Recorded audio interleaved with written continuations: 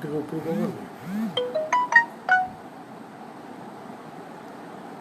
କରିଦେଉଛି ହେଲା କି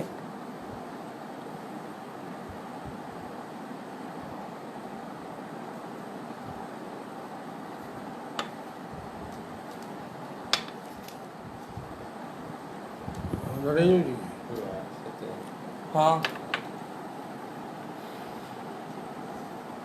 ଫ୍ୟାନ୍ଟା ବନ୍ଦ କରିଦେବି ହଁ ହେଲା କ୍ଲିୟର स्टार्ट कर चल स्टार्ट कर ଆରମ୍ଭ କରି ହଁ କ'ଣ ହଁ। ସେ କିଛି କହିନାହାନ୍ତି। हाँ कौन सा अधघंटे କୁହନ୍ତୁ। ସେ କହିବେନି କିଛି ସେ ନା ବିଷୟଟା ହେଲା ବିଷୟଟା କ'ଣ? କୃଷି ସ୍ୱାବଲମ୍ବୀ ଅର୍ଥନୀତି ଗାନ୍ଧୀଙ୍କ ଭାରତରେ ଗାନ୍ଧୀଙ୍କ ବିଚାର ଆଜିର ଭାରତ ଗାନ୍ଧୀଙ୍କ ବିଚାର ଆଜିର ଭାରତ। अधघंटे ନମସ୍କାର ଦର୍ଶକ ବନ୍ଧୁଗଣ, ଆଜି ଆମର ଆଲୋଚ୍ୟ ବିଷୟ ଭାରତୀୟ କୃଷି,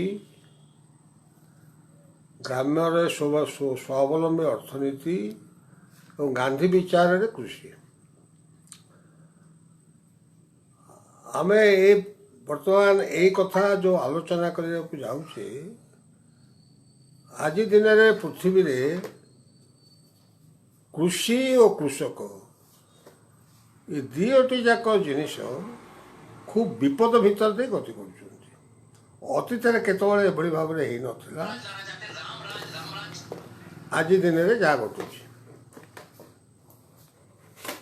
ଯଦି ଆମର ଦର୍ଶକ ବନ୍ଧୁମାନଙ୍କ ମଧ୍ୟରୁ ଅନେକଙ୍କର ମଧ୍ୟ ଏ କଥା ଜଣାଥିବ ଯେ ପୃଥିବୀରେ କୃଷି ଆଉ କୃଷକ କହିଲେ ମୁଖ୍ୟତଃ ଛୋଟ ଚାଷୀମାନଙ୍କୁ ବୁଝାଏ। Small holding farmers, marginal farmers, ଭାଗ ଚାଷୀ ଏଇମାନଙ୍କୁ ବୁଝାଏ। ଏବଂ ପୃଥିବୀରେ ଗୋଟିଏ ସଂସ୍ଥା ଅଛି ଖାଦ୍ୟ ପୃଥିବୀର FOA ଖାଦ୍ୟ ଓ କୃଷି ସଂସ୍ଥା ମିଳିତ ଜାତିସଂଘର, ଯାହାର ତଥ୍ୟ ହେଉଛି ପୃଥିବୀରେ ଯେତେ ଖାଦ୍ୟ ଉତ୍ପାଦନ ହୁଏ ତାର 2/3 କେବଳ ଏଇ ଛୋଟ ଓ ନାମମାତ୍ର ଚାଷୀମାନେ ଉତ୍ପାଦନ କରିଥାନ୍ତି। ଏବଂ ଯେତେବେଳେ କୃଷକର ସମସ୍ୟା କଥା କୁହାଯିବ, କୃଷକର ଆତ୍ମହତ୍ୟା କଥା କୁହାଯିବ, କୃଷକର ଦାରିଦ୍ର୍ୟ କଥା କୁହାଯିବ, ଏଇ ଛୋଟ ଚାଷୀମାନେ ହିଁ ସବୁଠାରୁ ଦାରିଦ୍ର୍ୟଗ୍ରସ୍ତ। ଯେଉଁମାନେ ବିଶ୍ୱସ୍ତରରେ ହେଉ, ରାଷ୍ଟ୍ର ସ୍ତରରେ ହେଉ, ରାଜ୍ୟ ସ୍ତରରେ ହେଉ, ଯେଉଁମାନେ କୃଷି କଥା କହୁଛନ୍ତି, କୃଷକ କଥା କହୁଛନ୍ତି, ସେମାନଙ୍କର ମୁଁ ବିନମ୍ରତାର ସହିତ କହିବି ଯେ ସେମାନଙ୍କର ତୃଣମୂଳ ଜ୍ଞାନରେ କିଛି ଅଭାବ ଅଛି। ଭୁବନେଶ୍ୱର, ଦିଲ୍ଲୀ ବା ବମ୍ବେର ଶୀତତାପ ନିୟନ୍ତ୍ରିତ କକ୍ଷରେ ବସି କୃଷି ସମ୍ପର୍କରେ ଯେତେ ଆଲୋଚନା କରାଯାଏ, ସେଥିରେ କୃଷିର ସମସ୍ୟା ପ୍ରତିଫଳିତ ହୁଏ ନାହିଁ। ସେ ବିଷୟରେ ଯେଉଁମାନେ ଆଲୋଚନା କରନ୍ତି ସେମାନଙ୍କର ମଧ୍ୟ ଜ୍ଞାନରେ, ମୁଁ ପୁଣି ଥରେ କହିବି, ମୁଁ ବିନମ୍ରତାର ସହିତ କହୁଛି, ସଠିକ୍ ଜ୍ଞାନ ନଥାଏ। ଏବେ ଆଜି ଦିନରେ ଭାରତବର୍ଷରେ କେନ୍ଦ୍ର ସରକାର ଏବଂ ଆମ ଓଡ଼ିଶାର ରାଜ୍ୟ ସରକାର ଏବଂ ଅନ୍ୟାନ୍ୟ ରାଜ୍ୟ ସରକାରମାନେ ଏକାଧିକ ଅର୍ଡ଼ିନାନ୍ସ ଜାରି କଲେଣି, ଯେଉଁଥିରେ କି କୃଷି ଆଉ କୃଷକ ପାଖରେ ରହିବ ନାହିଁ, ଛୋଟ ଚାଷୀ ରହିବେ ନାହିଁ, ବଡ଼ ବଡ଼ ଚାଷୀ କମ୍ପାନୀମାନେ ଠିକା ଚାଷ କରିବେ, କର୍ପୋରେଟ୍ ଫାର୍ମିଂ କରିବେ ଏହାଦ୍ୱାରା କୃଷିରେ ଉତ୍ପାଦନ ଅଧିକା ହେବ ଏବଂ କୃଷକର ଆୟ ଦ୍ୱିଗୁଣିତ ହେବ। ଏଇଭଳି କଥା ଭାରତ ସରକାର କୁହନ୍ତି, ଆମ ରାଜ୍ୟ ସରକାରମାନେ ସେଥିରେ ମଧ୍ୟ ସମର୍ଥନ ଦିଅନ୍ତି। କିନ୍ତୁ ଏହା ଏକଦମ ଅବାସ୍ତବ କଥା।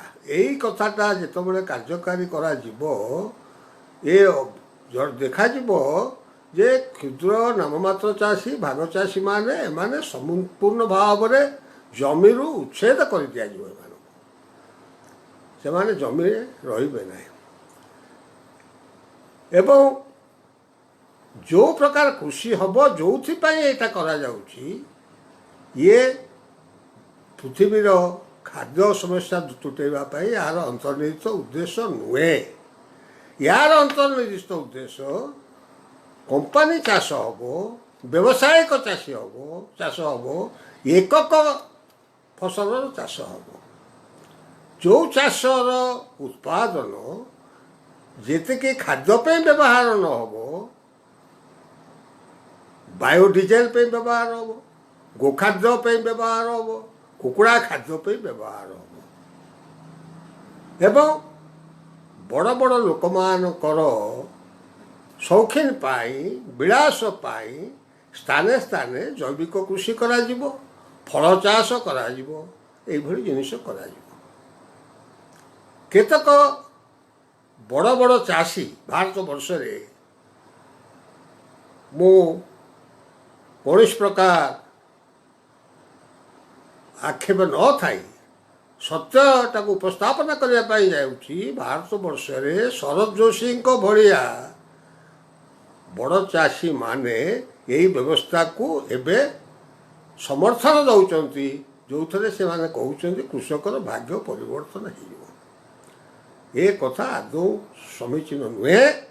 ଏହାଦ୍ୱାରା ଏକେ ତ କୃଷକ ଜମିରୁ ଉଚ୍ଛେଦ ହେବ ଏବଂ ଶ୍ରମିକମାନେ ମଧ୍ୟ ଯେଉଁ ସଂଖ୍ୟାରେ ବର୍ତ୍ତମାନ ଏଇ ଛୋଟ ଚାଷୀର ଚାଷରେ ଶ୍ରମିକମାନେ ନିୟୋଜିତ ହେଉଛନ୍ତି, ସେଇଭଳି ହେବେ ନାହିଁ। ଯନ୍ତ୍ର ଚାଷ କରିବ ଏବଂ ଆଜି ଯେଉଁ କ୍ଷେତ୍ରରେ 100 ଜଣ ଚାଷୀ ଲାଗୁଛନ୍ତି, ଶ୍ରମିକ ଲାଗୁଛନ୍ତି, ସେଠି 2 ଜଣ 3 ଜଣ ଶ୍ରମିକ କାମ କରିବେ। ଯନ୍ତ୍ର ଚାଷ କରିବ, ଯନ୍ତ୍ର ରୋଇବ, ଯନ୍ତ୍ର କାଟିବ, ଯନ୍ତ୍ର ଆଳୁ ଖୋଳିବ, ଯନ୍ତ୍ର ପ୍ରୋସେସିଂ କରିବ, ସବୁ ତ ଯନ୍ତ୍ର କରିବ। ଲୋକ କ'ଣ କରିବେ? ଭାରତ ଭଳିଆ ଦେଶରେ ଗାନ୍ଧୀ ସେହି କଥା କହିଥିଲେ। ଗାନ୍ଧୀକୁ ଯେତେବେଳେ କୃଷି ବିଷୟରେ ପଚରା ଯାଇଥିଲା 1946-45-46ରେ ହରିଜନରେ ଗୋଟେ ଲେଖା ଥିଲା, ମୋ ଆଖି ପଡ଼ିଥିଲା ଯେ ଗାନ୍ଧୀ କହିଥିଲେ ଭାରତ ପାଇଁ ଏ ପ୍ରକାର କୃଷି କୌଣସି ପ୍ରକାର ପ୍ରଯୁଜ୍ୟ ନୁହେଁ। କାରଣ ଭାରତରେ ଯେତିକି ହାତ ଅଛି, ସେତେବେଳେ ଲୋକ ସଂଖ୍ୟା ବି କମ୍ ଥିଲା, ତଥାପି ସେହି ହିସାବରେ ମଧ୍ୟ ଯେତିକି ହାତ ଅଛି, ସେ ହାତକୁ ତ କାମ ନାହିଁ। ଆଜି ଯଦି ଯାନ୍ତ୍ରିକ କୃଷିକୁ ବହୁଳ ଭାବରେ ପ୍ରବର୍ତ୍ତନ କରାଯିବ, ତାହେଲେ ଚାଷୀମାନେ କ'ଣ କରିବେ? ଏବଂ ଯେଉଁମାନେ କୁହନ୍ତି ଯେ ଭାରତୀୟ କୃଷି, ନିରନ୍ତର କୃଷି, ଦେଶୀ ଚାଷରେ ଉତ୍ପାଦନ ଅଧିକା ହେବ ନାହିଁ, ସେମାନେ ଚାଷ ସମ୍ପର୍କରେ ଜ୍ଞାନ ତାଙ୍କର କମ୍ ଏବଂ ତଥ୍ୟ ତାଙ୍କ ପାଖରେ ମଧ୍ୟ କମ୍ ଏବଂ ସ୍ଥାନୀୟ ଭାବରେ ଅନୁସନ୍ଧାନ ମଧ୍ୟ କମ୍। ଏହି ଦେଶରେ, ଭାରତ ବର୍ଷରେ କୃଷି ହେଉଛି ଭାରତୀୟ ଅର୍ଥନୀତିର ମେରୁଦଣ୍ଡ। ଆପଣମାନେ ସମସ୍ତେ ଜାଣିଥିବେ, ଯେଉଁ ବର୍ଷ ଟିକେ ଭଲ ବର୍ଷା ହୁଏ, ସେତେବେଳେ ଭାରତ ସରକାର, ଭାରତର ସବୁ ବ୍ୟାଙ୍କ, ଏପରିକି ରିଜର୍ଭ ବ୍ୟାଙ୍କ, ଯେଉଁ ଫିକି ଟିକି ଯେଉଁମାନେ ସବୁ କଳନା କରନ୍ତି, ସବୁ ବ୍ୟବସାୟୀ ଗୋଷ୍ଠୀ, କର୍ପୋରେଟ୍ ମାନେ ଭାରି ଏବଂ ଅର୍ଥନୈତିକ ବିଶାରଦ ମାନେ ଭାରି ଉତ୍ସାହିତ ହୋଇଯାଆନ୍ତି ଯେ ଏ ବର୍ଷ ଭାରତର ଅର୍ଥନୀତି ଉଜ୍ଜଳ ହେବ ଏବଂ GDP ଯଦି 3 ଥାଏ 4 ହେବ, 5 ହେବ, 6 ହେବ, ଏଇଭଳି ଭାବରେ ଉଲ୍ଲସିତ ହେଇଥାନ୍ତି। କଥା ହେଉଛି ଭାରତୀୟ କୃଷକ ଏବଂ ଭାରତୀୟର କୃଷି, ଏଇ ପାରମ୍ପରିକ କୃଷିରେ 10,000 ବର୍ଷ ଧରି ଚାଷକୁ ରଖିଥିଲା, ଜୀବିକାକୁ ରଖିଥିଲା। ଚାଷୀମାନେ ଭାରତରେ ବ୍ୟବସାୟ ଦୃଷ୍ଟିରେ କରନ୍ତି ନାହିଁ, ଆଜି ବି କରୁନାହାନ୍ତି। ଏହା ଏକ ସଂସ୍କୃତି, ଏହା ଏକ ଜୀବିକା, ସେଇ ମର୍ମରେ ସେମାନେ ଚାଷ କରନ୍ତି। ଏବଂ ଆମର ଶ୍ରୋତାବନ୍ଧୁମାନଙ୍କ ମଧ୍ୟରେ ଯଦି କେତେକ ଐତିହାସିକ ଥିବେ, ସେମାନେ ନିଶ୍ଚିତ ଭାବରେ ଜାଣିଥିବେ ଭାରତବର୍ଷର ଗତ 2000 ବର୍ଷର ଇତିହାସ କହୁଛି ଯେ ଭାରତୀୟ କୃଷି ପଶ୍ଚିମରେ ୟୁରୋପ ଠାରୁ ପୂର୍ବରେ ପ୍ରଶାନ୍ତ ମହାସାଗରୀୟ ଦେଶ ପର୍ଯ୍ୟନ୍ତ ବିସ୍ତୃତ ଥିଲା ଏବଂ କୃଷି ଅର୍ଥନୀତି ହିଁ ଭାରତର ସେତେବେଳେ ମୁଖ୍ୟ ଅର୍ଥନୀତି ହେଇଥିଲା। ଯେଉଁମାନେ କହନ୍ତି ଏ ଫଳ କମ୍ ହେଉଛି, ବହୁତ ଲୋକ ମରୁଛନ୍ତି, ମରିବା କଥାଟା ସତ୍ୟ। କେତେବେଳେ ସେ କଥା ହେଲା ଯେତେବେଳେ ବିଲାତ ସରକାର ଆମ ଦେଶକୁ ଶାସନ କଲା, ସେଇଠୁ ଆମ ଦେଶର କୃଷକର ବିପର୍ଯ୍ୟୟ ଆରମ୍ଭ ହେଲା। ପ୍ରାୟ 1788 ଶତାବ୍ଦୀ ଠାରୁ ଭାରତୀୟ କୃଷକ, ସେ ମୌର୍ଯ୍ୟ ସାମ୍ରାଜ୍ୟ ହଉ, ସେ ମୋଗଲ ସାମ୍ରାଜ୍ୟ ହଉ, ସେତେବେଳେ ଭାରତୀୟ କୃଷକ ଅତ୍ୟନ୍ତ ସ୍ୱଚ୍ଛ ଜୀବନଯାପନ କରୁଥିଲା, ସ୍ୱଚ୍ଛଳ ଜୀବନଯାପନ କରୁଥିଲା। ଯେଉଁ ମୋଗଲମାନଙ୍କୁ ଆମେମାନେ ବିଭିନ୍ନ ସମୟରେ ଭାରତର ବହୁ କ୍ଷତି କରିଥିବା କଥା କହୁ, ସେଇମାନେ ହିଁ ଭାରତର କୃଷିର ବହୁତ ଉନ୍ନତି କରିଥିଲେ। ଆପଣମାନଙ୍କ ଭିତରୁ ଯେଉଁମାନେ ବାବରନାମା ପଢ଼ିଥିବେ, ଭାରତରେ 15 ଶତାବ୍ଦୀ ପର୍ଯ୍ୟନ୍ତ ଆଳୁ ନଥିଲା, ପିଆଜ ନଥିଲା, ରସୁଣ ନଥିଲା, ସପୁରି ନଥିଲା, ବିଭିନ୍ନ ଫଳ ନଥିଲା। ଏସବୁ ଯେଉଁ ପର୍ତ୍ତୁଗୀଜ ମାନେ ଆସିଲେ, ବାବର ତାଙ୍କ ସାଥିରେ ସମ୍ପର୍କ ସେଇମାନଙ୍କ ସାଥିରେ କରି ଭାରତରେ ଏଇ ଫଳ ଚାଷକୁ ସେମାନେ ସେ ଉତ୍ସାହିତ କରୁଥିଲେ। ବିଲାତି ବାଇଗଣ ନଥିଲା, ପପେୟା, ଏପରିକି ପପେୟା ଭାରତୀୟ ଫସଲ ନୁହେଁ, ଏସବୁ ସେ କରେଇଥିଲେ। ଯେଉଁଥିପାଇଁ କି ପପେୟା, ବିଲାତି ବାଇଗଣ, ଆଳୁ ଆମର ଜଗନ୍ନାଥଙ୍କ ମହାପ୍ରସାଦରେ ବ୍ୟବହାର ହୁଏ ନାହିଁ, ରୋଷଶାଳକୁ ଯାଏ ନାହିଁ। ଭାରତର କୃଷିର ବିପର୍ଯ୍ୟୟ ଆରମ୍ଭ ହେଲା ବିଲାତ ସରକାରଙ୍କ ଠାରୁ। କାହିଁକି, କେମିତି ହେଲା ନା, ବିଲାତ ସରକାର ଦୁଇଟା କଥା କଲେ। ଗୋଟେ କଥା, କୃଷିରୁ ଯେଉଁ ଉତ୍ପାଦନ ହେଲା, ଭାରତୀୟମାନଙ୍କର ଖାଦ୍ୟ ସମସ୍ୟା କଥା ଆଗ ବିଚାର ନ କରି ତାଙ୍କ ରାଜ୍ୟରେ ସୂର୍ଯ୍ୟାସ୍ତ ହେଉନଥିଲା ବୋଲି ଗୋଟେ କଥା ଥାଏ। British empire, there is no sunset in British empire. ଗୋଟେ ଜାଗାରେ ସନସେଟ୍ ହେଲା ବେଳକୁ ଆଉ ଗୋଟେ ଜାଗାରେ ତାଙ୍କର ସନରାଇଜ୍ ହେଇଗଲାଣି। ତେଣୁ ସେଇ ସବୁ ଯେଉଁ ଉପନିବେଶ ତାଙ୍କର ଥିଲା, ସେଥିରେ ମଧ୍ୟ କେତେଙ୍କର ଖାଦ୍ୟ ଅଭାବ ଥିଲା। ଭାରତରୁ ତାଙ୍କ ପାଇଁ ଖାଦ୍ୟ ଯାଉଥିଲା, ଭାରତର ଖାଦ୍ୟ ଉତ୍ପାଦନରୁ ତାଙ୍କ ପାଇଁ ଯାଉଥିଲା। ବିଲାତରେ ତାଙ୍କର ସୈନ୍ୟବାହିନୀଙ୍କର ଖାଦ୍ୟ, ଦୁଇଟା ଯୁଦ୍ଧ ହେଲା। ପ୍ରଥମ ମହାସମର 1914ରୁ 1918, ଦ୍ୱିତୀୟ ମହାସମର 1934ରୁ 38 ନା 38ରୁ 45। ସେ ସମୟରେ ଉତ୍କଟ ଖାଦ୍ୟ ଅଭାବ ପଡ଼ିଲା। ସେ ଖାଦ୍ୟ ଯୋଗାଇବ କିଏ? ଏଇ ଭାରତ ଯୋଗାଇବ। ତେଣୁ ଭାରତରେ ଯେତିକି ଖାଦ୍ୟ ଉତ୍ପାଦନ ହେଲା, ତାର ସିଂହଭାଗ ବିଦେଶକୁ ରପ୍ତାନି ହେଲା ବିଲାତର ପ୍ରଯୋଜନାରେ। ଦ୍ୱିତୀୟ କଥା କ'ଣ ହେଲା, କୃଷି କ୍ଷେତ୍ରରେ ଖାଦ୍ୟ ଉତ୍ପାଦନରେ ଧ୍ୟାନ କମେଇ ଦେଇ କୃଷି କ୍ଷେତ୍ରକୁ ଉଦ୍ୟାନ କୃଷିଟାକୁ ବେଶୀ ଧ୍ୟାନ ଦିଆଗଲା। ଯେମିତିକା କପା ଚାଷ କରାଗଲା, କଫି ଚାଷ କରାଗଲା, ଚା ଚାଷ କରାଗଲା। ତାଙ୍କ ଦେଶରେ ଜାହାଜ ତିଆରି ହେବ, ତାଙ୍କ ଦେଶରେ ସୌଖିନୀ ଆସବାବପତ୍ର ତିଆରି ହେବ। ଏଠି ଚାଷ ଜମିରେ ଶାଗୁଆନ ଚାଷ ହେଲା, ନୀଳ ଚାଷ ହେଲା। ଏଇଭଳି ଭାବରେ ବହୁତ ଚାଷ ଜମି ଯେଉଁଥିରେ କି ଧାନ ଉତ୍ପାଦନ ହେଇପାରନ୍ତା, ଗହମ ଉତ୍ପାଦନ ହେଇପାରୁଥିଲା, ତାକୁ ଖାଦ୍ୟ ବାହାରର ଫସଲରେ ବ୍ୟବହାର କରାଗଲା। ଆରେ ଖାଦ୍ୟ ଯେତିକି ଉତ୍ପାଦନ ତାକୁ ରପ୍ତାନି କରାହେଉଛି ଦେଶର ଚାହିଦାକୁ ନ ମେଣ୍ଟାଇ ସାଡ଼େ ଉତ୍ପାଦନ ମଧ୍ୟ କମେଇବା ପାଇଁକି ଗୋଟେ ଯୋଜନାବଦ୍ଧ ଭାବରେ କାର୍ଯ୍ୟ କରାଯାଉଛି, ଯାହାଦ୍ୱାରା କି ଭାରତ ସବୁବେଳେ ଦୁର୍ବଳ ରହିବ ଏବଂ ବିଲାତ ଏଠି ଶାସନ କରିପାରିବ, ଯାହାର ଫଳରେ 1857ରେ ଭାରତରେ ଯେଉଁ ସିପାହୀ ବିଦ୍ରୋହ ବୋଲି କୁହାଗଲା ତାହା ପ୍ରକୃତ ସିପାହୀ ବିଦ୍ରୋହ ନୁହେଁ, ତାହା କୃଷକ ବିଦ୍ରୋହ। ବହୁତ କୃଷକ ଉପରେ କର ଯୋଡ଼ି ଇଏ କରାଗଲା, ଯେଉଁଠି କ'ଣ ଟିକେ ଟିକେ ଜଳସେଚନ କରାଗଲା, ଜଳର ସେଚ୍ଟା ବହୁତ କରାଗଲା, ଏମିତି କୃଷକମାନଙ୍କୁ ବହୁତ ଇଏ କରାଗଲା। ଏବଂ ସବୁଠାରୁ ବଡ଼ କ୍ଷତି କରାଇଲା ବିଲାତ ସରକାର ଜମିଦାରୀ ମକଦ୍ଦମୀ କରାଇଲା। ସେ ପର୍ଯ୍ୟନ୍ତ ଜମି ଯିଏ ଯେତିକି ଚାଷ କରୁଥିଲା ଜମି ତାର ଥିଲା, ସେଥିରେ କାହାର ନିୟନ୍ତ୍ରଣ ନଥିଲା। ସରକାର ସେଥିପାଇଁ କି ସେ ଜମିରୁ ଫସଲରୁ କିଛି ନେଉଥିଲା। ସେ ଚନ୍ଦ୍ରଗୁପ୍ତ ମୌର୍ଯ୍ୟ ହୁଅନ୍ତୁ, ଚାଣକ୍ୟଙ୍କର ଇଏରେ ଯଦି ଆପଣ ପଢ଼ିଥିବେ ବା ପଢ଼ିବେ ଅର୍ଥଶାସ୍ତ୍ର ଚାଣକ୍ୟର, ସେଥିରେ ଫସଲ କଲେ ଚାଷୀ କେତେ ଦେବ ତାର ସବୁ ନିର୍ଣ୍ଣୟ ଥିଲା। ସେତେବେଳେ ଯଦି କିଛି ସୁଯୋଗ ତାକୁ ଦିଆଯାଏନି ଫସଲରୁ 6 ଭାଗରୁ ଭାଗେ ରଜାଙ୍କୁ ଦେବ, ଯଦି ଜଳସେଚନର ବ୍ୟବସ୍ଥା କରାଯାଇଛି 5 ଭାଗରୁ ଭାଗେ ଦେବ, ଏମିତିକା ସବୁ ବିଭିନ୍ନ ବ୍ୟବସ୍ଥା ଥିଲା। ଜମି ଯିଏ ଯାହା ଚାଷ କରୁଥିଲା ସେ ତାର ଜମି ଥିଲା। ଏଇଟା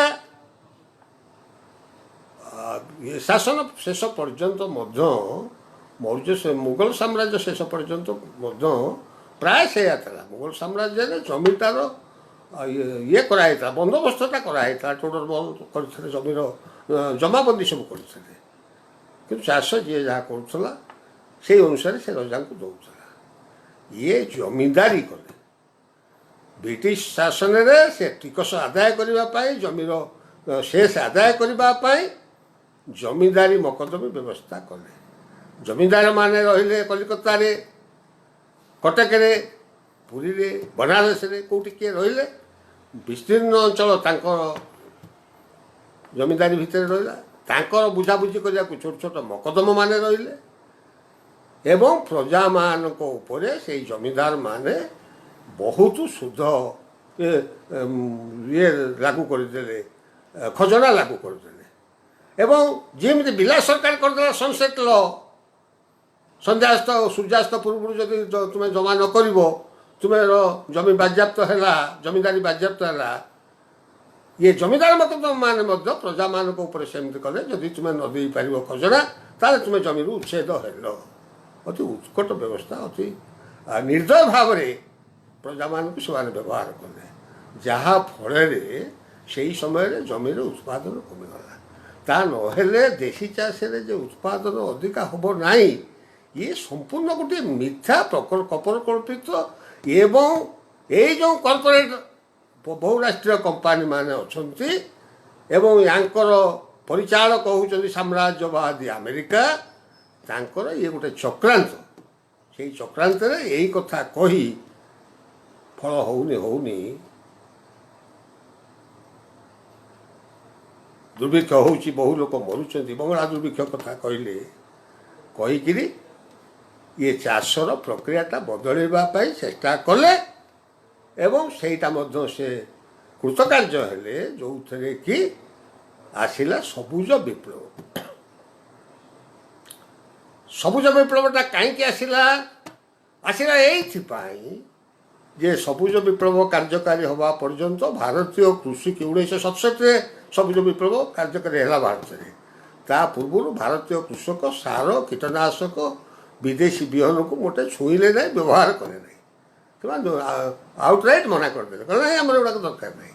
ଏବଂ ସତକୁ ସତ ବି ସେ ଦରକାର ହେଲା ନାହିଁ। ଏଇଥିପାଇଁ ନା ଆମ ବିହନ, ଦେଶୀ ବିହନ, ସାର ଔଷଧ ଦରକାର କରେ ନାହିଁ। ସାର ଯଦି ପକାଇଦେଲେ ସେମାନଙ୍କ କଥାରେ, ସେ କହିଁ ବୋଲିକିରି କେତେକ ବିଲରେ ଏମିତି ବ୍ୟବହାର କରେଇଦେଲେ, ଗୋଟେ ଗ୍ରୋ ମୋର୍ ଫୁଡ୍ ପ୍ରୋଗ୍ରାମ ଭିତରେ ଯେ ସେ ଧାନ ଗୁଡ଼ାକ ବଢ଼ିଗଲା, ସବୁ ପଡ଼ିଗଲା, ଫସଲ କିଛି ହେଲା ନାହିଁ। ତେଣୁ ସେ ଦେଶୀ ଧାନ ଦେଶୀ ପ୍ରଣାଳୀରେ ଚାଷ ଖତରେ ହୁଏ, ଦେଶୀ ଗହମ ଦେଶୀ ପ୍ରଣାଳୀ ଖତରେ ହୁଏ, ଦେଶୀ ପନିପରିବା ସେଇଭଳି ଭାବରେ ସବୁ ହୁଏ। ତେଣୁ ତାଙ୍କ ସାର ବିକ୍ରି ହେଇପାରୁନାହିଁ, ସେ କମ୍ପାନୀମାନଙ୍କର ଔଷଧ ବିକ୍ରି ହୋଇପାରୁନାହିଁ। ସେମାନେ କ'ଣ କରିବେ ସେହି ସବୁ କମ୍ପାନୀ ଆମେରିକାରେ ବେଶୀ ଏବଂ ଆମେରିକାର ଯେଉଁ ମନସାଣ୍ଟୋ କମ୍ପାନୀ ସିଏ ପୃଥିବୀରେ ସବୁଠାରୁ ବଡ଼ ଦଲାଲ କମ୍ପାନୀ ଯେ ଆମ ଭାରତରେ ବର୍ତ୍ତମାନ 60% ବିହନ ବଜାରକୁ ଅକ୍ତିଆର କରିସାରିଲାଣି। ତା ସହିତ ରହିଛନ୍ତି Monsanto, Syngenta, ଡୁପୋଣ୍ଟୋ, do chemical, Beyer science ଏଇଭଳିଆ ଅଛନ୍ତି। ଏମାନେ ସମସ୍ତେ କହିଲେ ଆମେରିକାର କମ୍ପାନୀ ମାନେ ଓ ରାଷ୍ଟ୍ରପତି ଆମେ ତ ତୁମକୁ ନିର୍ବାଚନରେ ପଇସା ଦେଉଛୁ ଜିତେଇବା ପାଇଁ, ଆମ ବ୍ୟବସାୟ କାହିଁ, ତୁ ଆମ ବ୍ୟବସାୟ ପାଇଁ ମାର୍କେଟ କର। ତେଣୁ ସେଇମାନଙ୍କର ମାର୍କେଟ ପାଇଁକି ଆମେରିକାର ରାଷ୍ଟ୍ରପତି ମାନେ, ଆମେରିକାର ଶାସକ ଗୋଷ୍ଠୀ ମାନେ ଏଇ ସବୁଜ ବିପ୍ଳବ କଥାଟିକି ଆରମ୍ଭ କଲେ। ଖୁବ୍ ବଡ଼ ବଡ଼ କଥା କୁହାଯାଉଛି। ଇଣ୍ଟରନ୍ୟାସନାଲ ରାଇସ୍ ରିସର୍ଚ୍ଚ ଇନଷ୍ଟିଚ୍ୟୁଟ୍ 1960 ମସିହାରେ ହେଲା। ତାର 5 ବର୍ଷ ଆଗରୁ କଟକରେ ସେଣ୍ଟ୍ରାଲ ରାଇସ୍ ରିସର୍ଚ୍ଚ ସେଣ୍ଟର ହେଇଥିଲା। ସେଠି କାହିଁକି ସେ କରିଲେ ତାକୁ ନା ସେଇଠି ସେ କଲେ ଯୋଡ଼େ କମ୍ପାନୀ ମାଧ୍ୟମରେ, ସେଇଟା ସରକାରୀ ନୁହେଁ କି ୟୁଏନ୍ର ତାପରେ କିଛି ନାହିଁ, ସେଇଟା ଗୋଟେ ପ୍ରାଇଭେଟ୍ ଅର୍ଗାନାଇଜେସନ୍ ଯାହା ସରକାରଙ୍କ ଠାରୁ ଅଧିକା କ୍ଷମତା ବିସ୍ତାର କରୁଛି। ଭାରତର ବିଭିନ୍ନ ଦେଶରେ, ପୃଥିବୀର ବିଭିନ୍ନ ଦେଶରେ, ଆମ ଓଡ଼ିଶାରେ ବି ସେମାନେ ଆସି ଅଫିସ୍ କରିକି ବସିଛନ୍ତି ଏବଂ ତାଙ୍କ ବେପାର କରୁଛନ୍ତି। ଆମେରିକାର ଦୁଇଟା ବଡ଼ ଏନ୍ଜିଓ ମାନେ ସାଧାରଣତଃ ଯାହା କରିଛନ୍ତି, ଆପଣମାନଙ୍କ ଭିତରୁ ଅନେକ ଜାଣିଥିବେ, ଏନ୍ଜିଓ ଗୁଡ଼ାକ ମଧ୍ୟ ଗୋଟେ ବେପାରୀ ଗୋଟେ ପ୍ରକାର। ବହୁ ଏନ୍ଜିଓ, ବହୁ ଭଲ ଏନ୍ଜିଓ ବି ଅଛନ୍ତି, କିନ୍ତୁ ଅଧିକାଂଶ ତାଙ୍କର ବେପାର। ଫୋର୍ଡ ଫାଉଣ୍ଡେସନ୍, ରକଫେଲର ଫାଉଣ୍ଡେସନ୍, ଏ ଦୁଇ ଯାକକୁ ଆମେରିକା ଦାୟିତ୍ୱ ଦିଆଗଲା, ତୁମେ ସେଠି ଇଏ କରିବ। ଏବଂ ଆଡ଼େ ଆମର ନର୍ମାନ ବୋଲକ୍ ଜଣେ ଜର୍ମାନ ସାଇଣ୍ଟିଷ୍ଟ ନୁହେଁ, ଜଣେ ଛୋଟିଆ ଚାକିରିଆ ଥିଲେ, ରିସର୍ଚ୍ଚ ଆସିଷ୍ଟାଣ୍ଟ ଭଳିଆ, ତାଙ୍କୁ ଲଗେଇକିରି ବାହାରିଲା ଯେ ହାଇ ଇଲ୍ଡିଂ ବିହନ ଅଧିକା ଫଳିବ। ହାଇ ଇଲ୍ଡିଂ ବିହନ ମାନେ ହେଉଛି ହାଇ ରେସ୍ପନ୍ସିଭ୍ ସିଡ୍, ଅର୍ଥ ସେ ବିହନକୁ ବ୍ୟବହାର କଲେ, ସେ ଧାନ ହଉ, ଗହମ ହଉ, ମକା ହଉ, ଅଧିକ ସାର ଦରକାର କରିବ, ରୋଗ ନିଶ୍ଚୟ ହେବ, ଅଧିକା ପୋକ ମରା ଔଷଧ ବ୍ୟବହାର କରିବ, ପାଣି ତାର ବହୁତ ଦରକାର, ତାର ଇରିଗେସନ୍ ଡ୍ୟାମ୍ ହେବ, ସେଇ କମ୍ପାନୀ ମାନେ କରିବେ।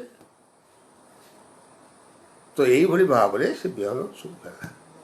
ତଥାପି ଭାରତରେ ଯେତେବେଳେ ପ୍ରଥମେ ସେ ବିହନ ବ୍ୟବହାର ହେଲା, ତାଇଚୁଙ୍ଗ ନେଟିଭ୍ 1, ଭାରତରେ ସେ ଧାନ ବିହନ କିଛି କାମ ଦେଲା ନାହିଁ, ପୃଥିବୀରେ କେଉଁଠି ଦେଲା ନାହିଁ। ଚିନ୍ତା ପଡ଼ିଲା।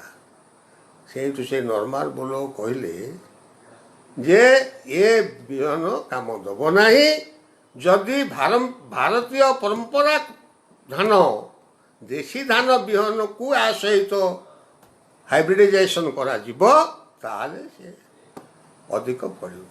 ସେହି ଅନୁସାରେ ଦେଶୀ ବିହନ ତ ବେଶୀ ଆମ ଭାରତରେ ଥାଏ। ଭାରତରେ ପ୍ରାୟ ସେତେବେଳେ 2 ଲକ୍ଷ କିସମର ଦେଶୀ ଧାନ ବିହନ ଥିଲା।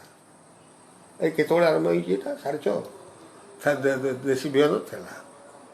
ଯେ ସେଇ ଯେଉଁ 2 ଲକ୍ଷ ଥିଲା, ସେଥିରୁ ଆମ କଟକ ରାଇସ୍ ରିସର୍ଚ୍ଚ ସେଣ୍ଟରରେ ପ୍ରାୟ 30,000 ଥିଲା ଏବଂ ତାର ତତ୍ତ୍ୱାବଧାନରେ ଥିଲେ R.H. ରିଚାରିଆ, ଜଣେ ଥିଲେ ରିଚାରିଆ ସାହେବ ବୋଲିକିରି।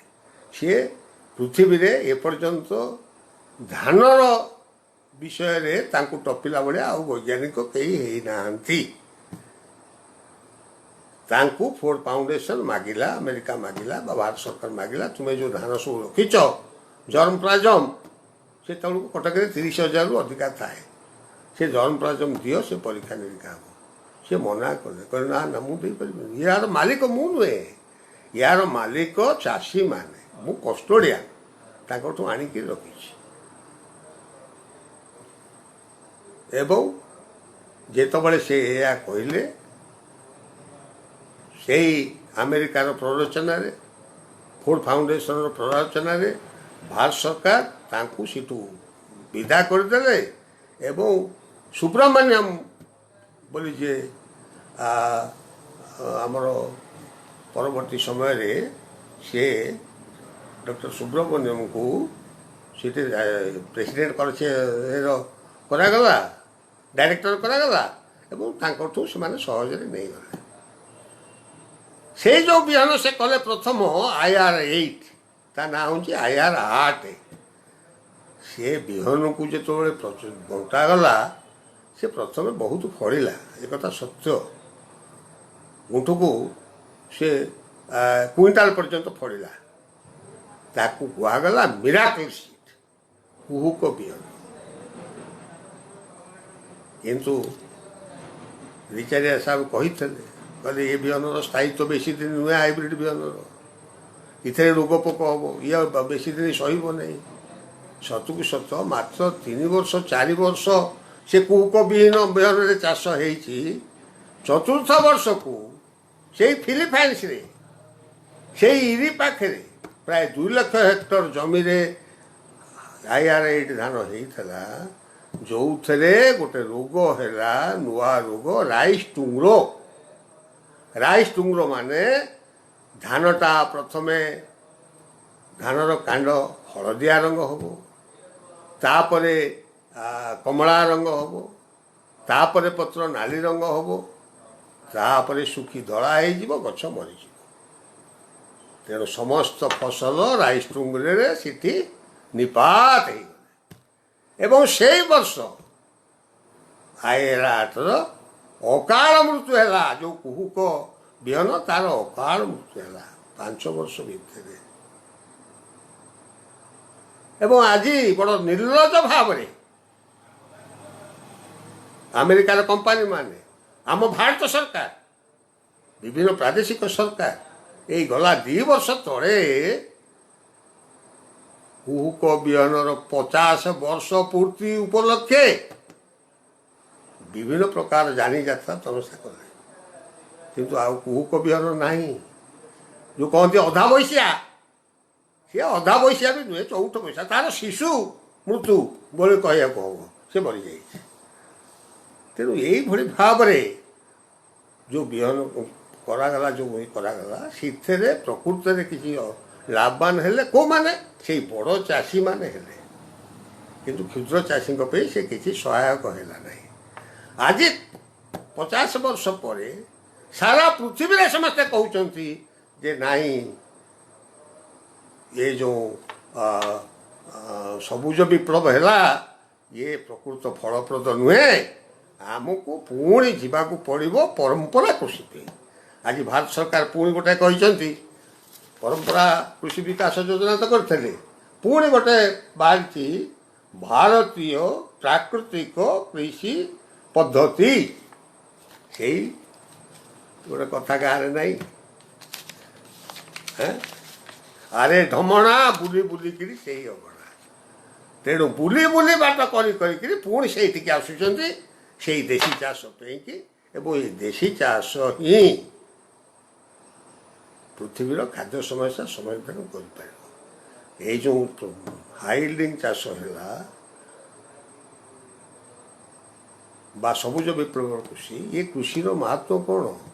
ଏକକ କୃଷି, ମନୋକଲଚର, ଧାନ ଧାନ ଧାନ, ଗହମ ଗହମ ଗହମ, ମକା ମକା ମକା, ଧାନ ଗହମ ଧାନ ଗହମ।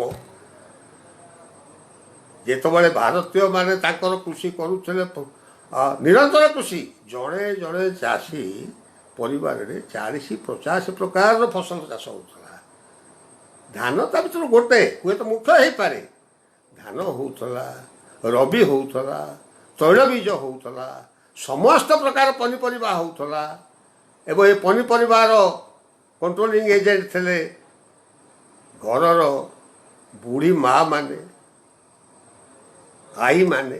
ସେ ମଞ୍ଜି ରଖିବା ଜାଣିଥିଲେ, ଗଛ ଲଗେଇବା ଜାଣିଥିଲେ, ମନ୍ଦା କରିବା ଜାଣିଥିଲେ, ସେ ଫଳ ଫଳଉଥିଲେ। ଆଜି ସମସ୍ତେ କହୁଛନ୍ତି, ଯଦି କେଉଁଠି ଦେଶୀ ବାଇଗଣଟେ ପାଇଲେ, କଣ୍ଟା ବାଇଗଣ, ଓହୋ କେଡ଼େ ବଢ଼ିଆ ବାଇଗଣ, ଦୁଇଟା ପୋଡ଼ି ଦେଲେ, ଆଉ ଏଥିରେ ଟିକେ ସୋରିଷ ତେଲ ପକାଇ ଦେଇ ଲଙ୍କା ଦୁଇଟା ଭାଙ୍ଗିଦେଲେ, କି ବାସ ହେଉଛି ସେ କୁଆଡ଼େ ଗଲା। ତେଣୁ ଏଇ ଯେଉଁ ସବୁ ହେଉଛି ସରକାର କୃଷକ ଉପରେ ବିଭିନ୍ନ ସମୟରେ ଯେଉଁ ସବୁ ଲଦି ଦେଉଛନ୍ତି, ଏଇଲେ ସାରା ପୃଥିବୀରେ ବଡ଼ କଥା ଚାଲିଛି ଚକ୍ରାନ୍ତ ଯେ GM ବିହନଟାକୁ ପ୍ରଚଳନ କରାଯିବ। GM ବିହନ ଭାରତରେ 2001 ମସିହାରୁ କପା ଚାଷରେ କପା ବିହନ ବ୍ୟବହାର କରାଗଲା। ବିଟି କଟନ ଏବଂ ବୋଧହୁଏ ଭାରତରେ ଯେଉଁ 3 ଲକ୍ଷ କେତେ ଚାଷୀ ଆତ୍ମହତ୍ୟା କରିଛନ୍ତି, ସେଥିରୁ 2 ଲକ୍ଷ ହେବେ କେବଳ କପା ଚାଷୀ। କେତେ ଲାଭ ଦେଲା ଚାଷୀକି ଯେ ସେମାନେ 2 ଲକ୍ଷ ଚାଷୀ ଆତ୍ମହତ୍ୟା କଲେ। ଏବଂ ଏଇ ମନସାଣ୍ଟୋ କମ୍ପାନୀ ବିଟି କଟନ କରାଇଲା। 10 ବର୍ଷ ପରେ କହିଲା ସେ ମଞ୍ଜି ହେଲାନି, କହିଲା ନାଇଁ ଏହା ହେବନି, ଏହାର ସେକେଣ୍ଡ ଜେନେରେସନ୍ ମଞ୍ଜି କରିବାକୁ ପଡ଼ିବ। କାହିଁକି? ତାଙ୍କର ଗୋଟେ କ'ଣ ଅଛି, ସେ କୌଣସି ବିହନରେ ରୟାଲିଟିଟା 10-15 ବର୍ଷ ଠାରୁ ଅଧିକା ନେଇପାରିବେନି। ତେଣୁ 15 ବର୍ଷ ରୟାଲିଟି ନେଲା ପରେ ଆଉ ରୟାଲିଟି ନେବେନି, ତାଙ୍କ ବିହନ ଦାମ କମିଯିବ। ଗୋଟେ ବୁଦ୍ଧି ବାହାରି କରିଦେଲେ, କହିଲେ ନାଇଁ ସେକେଣ୍ଡ ଜେନେରେସନ୍ ଇଏ ଆଉ ହେବନି। ସତକୁ ହେଲାନି, ସେ ସେକେଣ୍ଡ ଜେନେରେସନ୍ ହେଲା, ରୟାଲିଟି ନେଲେ। ଏବେ ଦେଖାଯାଉଛି ଯେଉଁ ବିଟି କପା ପାଇଁକି ଏତେ ପ୍ରଚାର ହେଉଥିଲା, ନିଜେ ସରକାର ସେଥିପାଇଁ କି ଆଣ୍ଠେଇ ପଡ଼ିଥିଲେ। ସେଇ ବିଟି କଟନରେ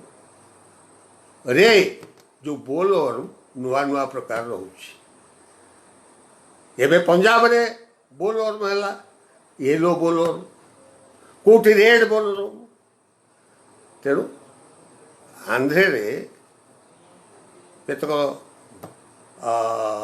ଦେଶୀ ଚାଷ ପ୍ରୋତ୍ସାହନ ଦେଉଥିବା ବା କାର୍ଯ୍ୟ କରୁଥିବା ଲୋକମାନଙ୍କ ଉଦ୍ୟମରେ ପୁଣି ଥରେ ଦେଶୀ କପା ବିହନ ବ୍ୟବହାର କରାଗଲାଣି ଏବଂ ତା'ର ଉତ୍ପାଦନ ମଧ୍ୟ ଅଧିକା ଦେଖାଗଲାଣି। କିନ୍ତୁ ଇଏ ତ ଛାଡ଼ିବାର ଲୋକ ନୁହେଁ, ସରକାରକୁ ତ ଧରିଛନ୍ତି। ସରକାର ତ ଯାହା କହିବ ହେବ। ଇଏ ଆମର ଭାରତ ସରକାର ତ ଆମେରିକା ସେଥିରେ କୃଷି ପାଇଁ ଗଡ଼ବନ୍ଧିତ ହେଇଯାଇଛି। ତେଣୁ ସେ ଯାହା କହିବେ ସେଇଟା ବେଦ। ଆମର 10,000 ବର୍ଷର କୃଷି ସଂସ୍କୃତି ସେଗୁଡ଼ାକ ସବୁ ଅକାମୀ। ତେଣୁ ଏଇଭଳି ଭାବରେ ଯେଉଁ ହେଇଛି, ସେମାନେ GM ସିଡ୍ ବ୍ୟବହାର କଲେ। ଏଇ କାଲି ପରଦିନ ଯଦିଓ ସେଇଟା ଗୋଟେ ତା ଭିତରେ ଗୋଟେ ଅଭିସନ୍ଧିମୂଳକ ଖବର, କିନ୍ତୁ ଖବରଟେ ସମାଜରେ ବାହାରିଲା ଯେ ଏଇ ଯେଉଁ GM ବିହନ, ବିଦେଶୀ ବିହନ, ସେଥିରେ ଭାଇରସ୍ ଆସୁଛି, ବିଭିନ୍ନ ରୋଗ ଆସୁଛି, ସାବଧାନ। ଆରେ କ'ଣ ସାବଧାନ? କେମିତି ସାବଧାନ ଚାଷୀ ହେବ? ବିଦେଶୀ ବିହନଟା ଆସିଲା କେମିତି ଚାଷୀ ପାଖ ଯାଏ ଏ ଦେଶରୁ? ବିଭିନ୍ନ ବାଟ ଦେଇକରି ଯେଉଁ ପରୀକ୍ଷା ନିରୀକ୍ଷା ଅଛି, ସେ ଜାହାଜ ଉଡ଼ାଜାହାଜ ପାଖରେ କେମିତି ଆସୁଛି, ବନ୍ଦରରୁ କେମିତି ଆସିଲା, କ୍ୱାରେଣ୍ଟାଇନ୍ ଟେଷ୍ଟ ଅଛି, ସେସବୁରୁ କେମିତି ଆସିଲା। ପୁଣି କୃଷି ବିଭାଗ କ'ଣ କରୁଛି? ଆମେ ଦେଖୁଛୁ ଏଠି ଆମ ଗାଁରେ ହାଇବ୍ରିଡ଼ ଧାନ ବିହନ ଗାଁରେ ଭର୍ତ୍ତି ହେଇଗଲାଣି। ଫଳିବ, ଏତେ ଫଳିବ, ସେତେ ଫଳିବ। ଚलो ଆପଣମାନେ ଶୁଣିଲେ ଆଶ୍ଚର୍ଯ୍ୟ ହେବେ। ଜଣେ ଜଣେ ଚାଷୀ ଏଇ ହାଇବ୍ରିଡ଼ ଧାନ କରି ଗୁଣ୍ଠକୁ ଯେଉଁ 4 ଡିସିମିଲ୍ ଜମି 20 କିଲୋ ସାର ପକାଉଛନ୍ତି ଏବଂ ଏକରକୁ 2 କିଲୋ 3 କିଲୋ ଔଷଧ ପକାଉଛନ୍ତି। କେଡ଼େ ବଡ଼ ବ୍ୟବସାୟୀ! ଏଇଟା ବେୟର କମ୍ପାନୀ ଏଠି କଟକ ପୁରୀ ଜିଲ୍ଲା ଆଉ ଖୋର୍ଦ୍ଧା ଜିଲ୍ଲାର ବହୁ ଅଞ୍ଚଳରେ ବେୟର କ୍ରପ୍ ସାଇନ୍ସ ଏ କାମ କରିଛି। ମୁଁ ଧନ୍ୟବାଦ ଦେବି ଜୟରାମ ରମେଶକୁ। ଭାରତୀୟ କୃଷକ ଯେଉଁମାନଙ୍କର ସଚେତନତା ଅଛି, ସେମାନେ ସମସ୍ତେ ଜୟରାମ ରମେଶକୁ ନିଶ୍ଚିତ ଭାବରେ ଧନ୍ୟବାଦ ଦେବେ। ଯେତେବେଳେ ଏଇ ମନସାଣ୍ଟୋ ଆଉ ସିଞ୍ଜେଣ୍ଟା କମ୍ପାନୀ ମିଳିତ ଭାବରେ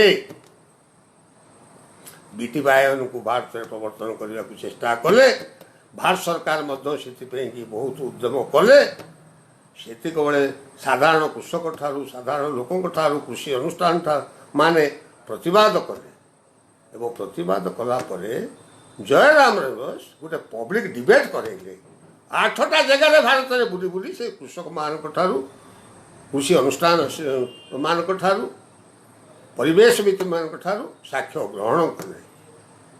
ଆମ ଓଡ଼ିଶାରେ ମଧ୍ୟ କିଟ୍ କଲେଜରେ ଗୋଟେ ହେଇଥିଲା, ମୁଁ ସେଠିକି ଯିବାର ମଧ୍ୟ ସୁଯୋଗ ମିଳିଥିଲା ମୋତେ। ମୁଁ ତାଙ୍କୁ ସେତେବେଳେ କହିଲି, ଅନ୍ୟମାନେ କହିଛନ୍ତି ସେମିତିକା, କିଛି ବାଇଗଣ ନେଇଥିଲି, କଣ୍ଟା ବାଇଗଣ। से ମୋତେ କହିବାକୁ କ'ଣ ପ୍ରଥମେ ଅନୁମତି ଦେଉନଥିଲେ। ମୁଁ ଠିଆ ହେଲି, ମୁଁ କହିଲି ଟାଇମ୍ ଆମକୁ ଡାକିଥିଲ, ଆମେ ତ କାହିଁ କହିଲନି କିଛି। ସେଇଠୁ ତାଙ୍କ ସେକ୍ରେଟାରୀ କହିଲେ ନାଇଁ ନାଇଁ ଆପଣ କହିବେ ଆସନ୍ତୁ ଆସନ୍ତୁ ଆସନ୍ତୁ ଆସନ୍ତୁ ମୋତେ କହିଲେ। ମୁଁ ସେ ବାଇଗଣ ତକ ନେଲି। ମୁଁ କହିଲି ମୁଁ କେବଳ ଆସିଛି ମାନବର ପରିବେଶ ମନ୍ତ୍ରୀଙ୍କୁ ଏଇ ବାଇଗଣ ତକ ଦେବା ପାଇଁ, ଦୟାକରି ୟାକୁ ଦିଲ୍ଲୀ ଯାଏ ନେବେ, ତାଙ୍କ ରୋଷେଇଶାଳରେ ୟାକୁ ରୋଷେଇ କରିବେ। ଇଏ ବାଇଗଣର ଭଲ ମନ୍ଦ ଦେଖିଲା ପରେ ବିଟି ବାଇଗଣ କଥା ବିଚାର କରିବେ। ସେଠୁ ଭାଇ ଟିକେ ଖୁସି ହେଇଗଲେ, କହିଲା ଏ ରଖ ରଖ ସେ ବାଇଗଣକୁ ରଖ, इसको रखो ରୋଷେଇ ହେଲା। ହିନ୍ଦୀରେ ବହୁତ ଭଲ ହିନ୍ଦୀ ଆସେ ନାହିଁ। ଏବଂ ଭାରତର ବିଭିନ୍ନ ଜାଗାରେ ସେ କରି ଦେଖିଲେ ଯେତେବେଳେ ଚାଷୀମାନେ ଚାହୁଁନାହାନ୍ତି ବିଟି ବାଇଗଣକୁ, ତେଣୁ ବିଟି ବାଇଗଣ ପରମିଶନ ମିଳିଲା ନାହିଁ। କିନ୍ତୁ ବର୍ତ୍ତମାନ ଯେଉଁ ସବୁ କଥା ହେଉଛି ଭାରତରେ, ଆଉ କୌଣସି ପବ୍ଲିକ ଡିବେଟ୍ ପାଇଁ ଏ ସରକାର ପ୍ରସ୍ତୁତ ନୁହନ୍ତି। ତ ଅର୍ଡ଼ିନାନ୍ସ ଅଛି, ଆଉ ଗୋଟେ ତ କରୋନା ପାଣ୍ଡେମିକ ହେଇଛି, ଆଉ କିଛି ହେଇପାରିବନି, ଆମେ ତ ଏକାଠି ବସିପାରିବୁନି। ଏଇ ଗୋଟେ ବାଟ ବାହାରିଛି, ଯେତେ ପ୍ରକାର କୃଷକ ବିରୋଧୀ କଥା ଏ ସରକାର କରିଯାଉଛି ଏବଂ ତା ଭିତରେ ଏ ଅର୍ଡ଼ିନାନ୍ସ ଆସିଛି। ଏ ଅର୍ଡ଼ିନାନ୍ସ ଫଳ ହେବ, ଚାଷୀ ତ ନିଶ୍ଚିତ ଭାବରେ କ୍ଷତିଗ୍ରସ୍ତ ହେବ, ଏଥିରେ କୌଣସି ସନ୍ଦେହ ଟିକେ ନାହିଁ। ଏ କଥା ମଧ୍ୟ ଆଜି ଏଇ ଭାରତ ପାଇଁ କୁହାଯାଉ ନାହିଁ। ପୃଥିବୀରେ ଯେଉଁଠି ଯେଉଁଠି ଯେଉଁଠି ଯେଉଁଠି କଣ୍ଟ୍ରାକ୍ଟ ଫାର୍ମିଂ ହେଇଛି, କର୍ପୋରେଟ୍ ଫାର୍ମିଂ ହେଇଛି, ଆମେରିକାରେ ହେଇଛି, କାନାଡ଼ାରେ ହେଇଛି, ଫ୍ରାନ୍ସରେ ହେଇଛି, ବ୍ରାଜିଲରେ ହେଇଛି, ସବୁଠି ଫେଲ୍। ବ୍ରାଜିଲରେ ଏଇ କଣ୍ଟ୍ରାକ୍ଟ ଫାର୍ମିଂ ହେଲା ପରେ ଏଭଳି ଅବସ୍ଥା ହେଇଛି, ଲକ୍ଷ ଲକ୍ଷ ଚାଷୀ ଚାଷରୁ ବାହାରି ଯାଇଛନ୍ତି। ଯେଉଁମାନେ ଲଢ଼େଇ କରିକିରି ଜମି ପାଇଥିଲେ, ତାଙ୍କ ଜମି ପୁଣି ଥରେ ଚାଲିଗଲା କମ୍ପାନୀମାନଙ୍କ ପାଖକୁ। ଆଜି ବ୍ରାଜିଲରେ ଯୁବକ ଯୁବତୀମାନେ ରାଜରାସ୍ତାରେ ତାଙ୍କୁ ସନ୍ତୁଷ୍ଟ କରିବା ପାଇଁ ବ୍ରାଜିଲର ସରକାର ଦୁଇଟି ବାଟ ବାହାର କରିଛି। ଯୁବକମାନଙ୍କୁ ତୁମେ ଫୁଟବଲ ଖେଳ, ରୋଜଗାର କର, ଖାଅ।